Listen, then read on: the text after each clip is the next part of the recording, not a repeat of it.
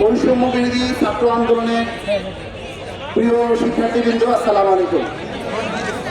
আপনাদের যৌক্তিক দাবি প্রেক্ষিতে গত 4-5 দিন দফায় দফা বিভিন্ন বৈঠকের পর চাঁদপুর প্রেস ক্লাব যে সিদ্ধান্ত গ্রহণ করেছে, আপনাদেরকে সম্মান জানিয়ে সেই সিদ্ধান্তগুলো আমরা করছি, আপনাদেরকে আশ্বস্ত আমরা করছি এই সিদ্ধান্তগুলি ইতিমধ্যে বাস্তবায়ন হওয়া শুরু হয়ে গেছে এবং আগামী দিন পত্রিকায় প্রেস নিউজ করে এই বিষয়গুলোতে কী কী দাবি পালন করা হলো, কী কী দাবি গৃহীত হলো, এগুলো কালকে আগামী দিনই ঘোষণা দেওয়া হবে।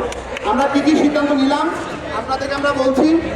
এরপরেও যদি বাকি যে বিষয়গুলো থাকবে, আমরা ইতিমধ্যে আপনাদের নেতৃবৃন্দের সাথে আমরা কথা বলেছি, আগামী ডিসেম্বরে আমাদের যে বার্ষিক সাধারণ সভা, সেই বার্ষিক সাধারণ সভা সেই বিষয় হবে। আমরা পড়ছি কী কী সিদ্ধান্ত। ছাত্র গণ অভ্যুত্থান পরবর্তী পরিস্থিতিতে বৈষম্য বিরোধী ছাত্র আন্দোলনের মানববন্ধন, প্রতিবাদ সমাবেশ ও চাঁদপুর প্রেস ক্লাব নেতৃবৃন্দুর সাথে একাধিক বৈঠক অনুষ্ঠিত হয়। তাদের দাবির যৌক্তিকতা বিবেচনা করে চাঁদপুর প্রেস ক্লাব ও সদস্যদের নিরাপত্তা এবং সাংবাদিক সমাজের ভাবমূর্তি অক্ষুণ্ণ রাখার লক্ষ্যে নিম্নে উল্লেখিত সংস্কার ও সিদ্ধান্ত গৃহীত হয়েছে।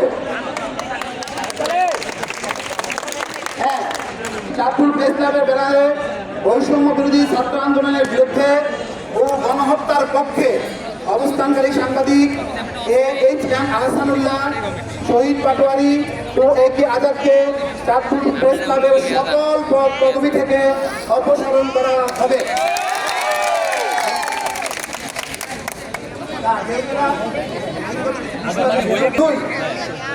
বৈষম্য বিরোধী গণ আন্দোলনের সময়ে প্রকাশ্যে বিতর্কিত কর্মকাণ্ডের জন্য চাঁদপুর প্রেস ক্লাব সভাপতি ও সাধারণ সম্পাদক অনুতপ্ত হয়ে দুঃখ প্রকাশ করে সংবাদপত্রে বিজ্ঞপ্তি প্রকাশ করবেন। এটা আজকে যাবে, কালকে আমরা পাবেন।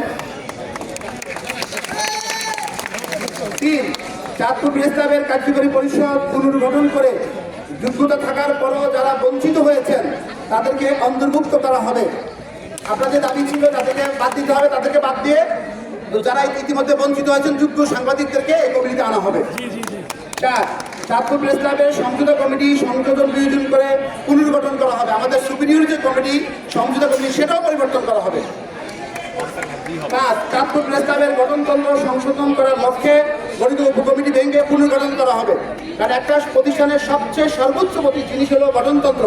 গঠনতন্ত্র সংশোধন না করলে কোনো দাবি কিন্তু স্থায়ী হবে না, সেজন্য আমরা গঠনতন্ত্র সংশোধন করে দেব।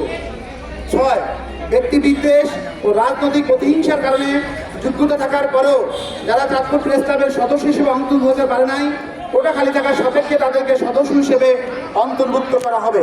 সম্মানিত শিক্ষার্থীবৃন্দ, আমরা মনে করি এই যে আপনাদের দাবি, গত 5-6 দিন আপনাদের যে পরিশ্রম, আপনাদের দৃঢ় অবস্থান, এই অযৌক্তিক দাবি হচ্ছে এর ফসল। আমরা কৃতজ্ঞচিত্তে আপনাদেরকে ধন্যবাদ জানাই। আমরা বিশ্বাস করি এই বৈষম্য বিরোধী ছাত্র আন্দোলন শুধু আজকেই শেষ হয়ে যাবে না। আপনাদের একটা ওয়াচ ডগ চাঁদপুর প্রেস ক্লাবের কার্যক্রমের সাথে আমাদের সন্তান হিসেবে, চাঁদপুরের নাগরিক হিসেবে, চাঁদপুরের তরুণ সমাজের প্রতিনিধি হিসেবে আপনারা সবসময় আমাদের সাথে থাকবেন। আপনাদের যে কোনো দাবি, যে কোনো পরামর্শ আমরা যে কোনো সময় গ্রহণ করার জন্য প্রস্তুত থাকবো এবং প্রস্তুত আছি। এই আশাবাদ ব্যক্ত করে আপনারা অনেক কষ্ট করেছেন গত 4-5 দিন। আপনাদের সবাইকে শুভেচ্ছা জানিয়ে আমি আমার পক্ষ শেষ করছি। আপনাদের পক্ষ থেকে একজনকে আমি বক্তব্য রাখার জন্য অনুরোধ করছি।